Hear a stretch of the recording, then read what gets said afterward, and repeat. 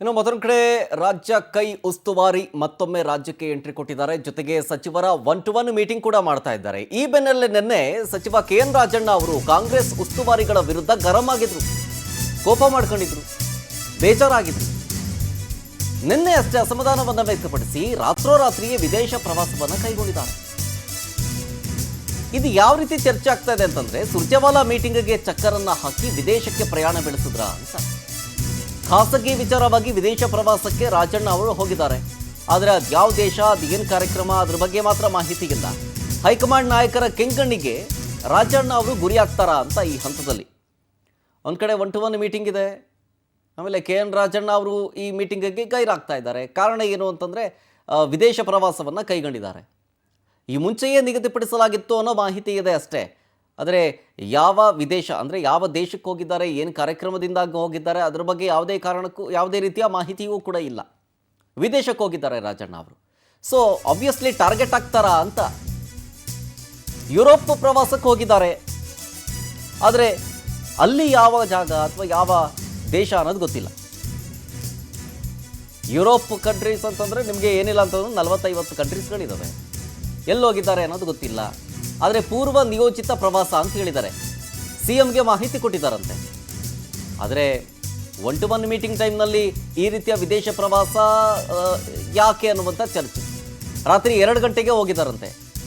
ಆಮೇಲೆ KN ರಾಜಣ್ಣ ಅವರು ಈ ಹಿಂದೆ ಗಮನಿಸಬೇಕು, ರಾಜ್ಯ ಉಸ್ತುವಾರಿಗಳನ್ನು ಚೇಂಜ್ ಮಾಡಬೇಕು ಅಂತ ಆಗ್ರಹಿಸಿದ್ರು. ಇವರೇ ಮೊದಲಿಗರು ಅದರಲ್ಲಿ. ನಿನ್ನೆಯೂ ಈ ಕುರಿತಂತೆ ಅಸಮಾಧಾನವನ್ನು ಹೊರಹಾಕಿದರಂತೆ KN ರಾಜಣ್ಣ ಅವರು. ಸೊ ಈ ಬೆನ್ನಲ್ಲೇ ಈಗ ವಿದೇಶ ಪ್ರವಾಸ ಹಲವು ಚರ್ಚೆಗಳಿಗೆ ಕಾರಣವಾಗ್ತಾ ಇದೆ.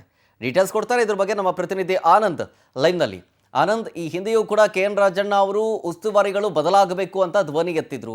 ನೆನೆಯೂ ಕೂಡ ಅಸಮಾಧಾನ ಸ್ಫೋಟಗೊಂಡಿದೆ. ರಾತ್ರೋರಾತ್ರಿ ಮಿಡ್ನೈಟಲ್ಲಿ ಇವರು ಯುರೋಪ್ ಪ್ರವಾಸವನ್ನು ಕೈಗೊಂಡಿದ್ದಾರೆ. ಆದರೆ ನಿಖರವಾಗಿ ಯಾವ ದೇಶ ಜೊತೆಗೆ ಏನು ಕಾರ್ಯಕ್ರಮ ಅನ್ನೋದು ಹೊರಗಾಕಿಲ್ಲ.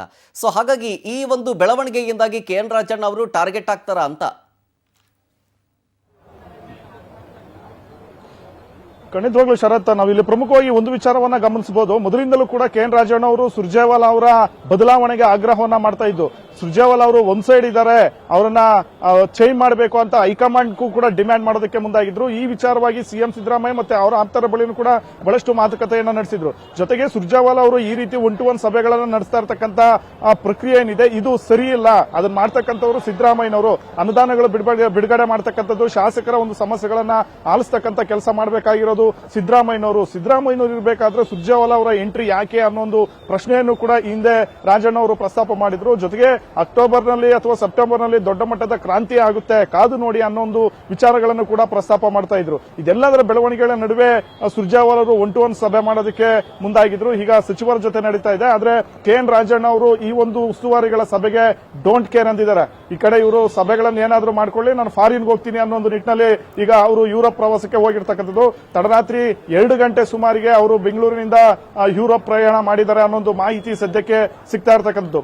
ಮತ್ತೊಂದು ಕಡೆ KN ರಾಜಣ್ಣ ಅವರನ್ನ ಸಂಪುಟದಿಂದ ಕೈ ಬಿಡಬೇಕು ಅನ್ನೋ ನಿಟ್ಟಿನಲ್ಲೂ ಕೂಡ ಒಂದು ಬಹಳಷ್ಟು ಡಿಮ್ಯಾಂಡ್ ಮಾಡ್ತಾ ಇತ್ತು. ಮೊದಲಿಂದಲೂ ಕೂಡ ಓಪನ್ ಆಗಿ ರಾಜಣ್ಣ ಅವರು KPCC ಅಧ್ಯಕ್ಷರ ಬದಲಾವಣೆ ಆಗಬೇಕು, CM ಸಿದ್ದರಾಮಯ್ಯನವರ 5 ವರ್ಷ ಮುಂದುವರಿತಾರೆ ಅಂತ ಪ್ರತ್ಯಕ್ಷವಾಗಿ ಪರೋಕ್ಷವಾಗಿ ಕೂಡ DK ಶಿವಕುಮಾರ್ ವಿರುದ್ಧ ಸೆಡ್ಡು ಹೊಡಿತಾ ಇದ್ರು. ಆ ಸಂದರ್ಭದಲ್ಲಿ ಹೈಕಮಾಂಡ್ ನಿಂದ ಅವ್ರ ಮೇಲೆ ಕಂಪ್ಲೇಂಟ್ ಕೊಟ್ಟು ರಾಜಣ್ಣ ಅವರನ್ನ ಅವರ ಬಾಯಿ ಮುಚ್ಚತಕ್ಕಂತ ಒಂದು ಕೆಲಸವನ್ನು ಕೂಡ DK ಶಿವಕುಮಾರ್ ಉಸ್ತುವಾರಿ ಮಾಡಿದ್ರು. ಈಗ ಅಂತಿಮವಾಗಿ ರಾಜಣ್ಣ ಅವರು ಸುರ್ಜೇವಾಲಾ ಅವರ ಮುಂದೆ ಹಾಜರಾಗೋದಕ್ಕೆ ಅಥವಾ ಅವರ ಸಭೆಯಲ್ಲಿ ಭಾಗಿಯಾಗೋದಕ್ಕೆ ಹಿಂದೇಟನ್ನ ಹಾಕಿದ್ದಾರೆ. ಹಾಗಾಗಿ ಮುಂದೆ ಸುರ್ಜೇವಾಲಾ ಮತ್ತೆ DK ಶಿವಕುಮಾರ್ ಅವರು ಯಾವ ರೀತಿ ಈ ಒಂದು ನಡೆಯನ್ನ ಪರಿಗಣಿಸ್ತಾರೆ ಅನ್ನೋದನ್ನ ಕಾದ್ ನೋಡ್ಬೇಕಾಗುತ್ತೆ. ಮತ್ತೊಂದು ಮಾಹಿತಿ ಏನಂತಂದ್ರೆ, ಪ್ರಮುಖವಾಗಿ ಸಹಕಾರಿ ಇಲಾಖೆಯಲ್ಲಿ ಒಂದಷ್ಟು ಹಗರಣಗಳಾಗಿದೆ ಅನ್ನೋ ಆರೋಪಗಳಿದೆ. ಅದಕ್ಕೆ ಪೂರಕವಾದಂತ ದಾಖಲೆಗಳನ್ನ ಸುರ್ಜೇವಾಲಾ ಅವರು ಇಟ್ಕೊಂಡು ಇವತ್ತು ಮಾತನಾಡೋದಕ್ಕೆ ಮುಂದಾಗಿದ್ರು.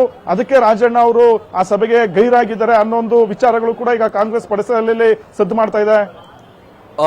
S Anand, thank you.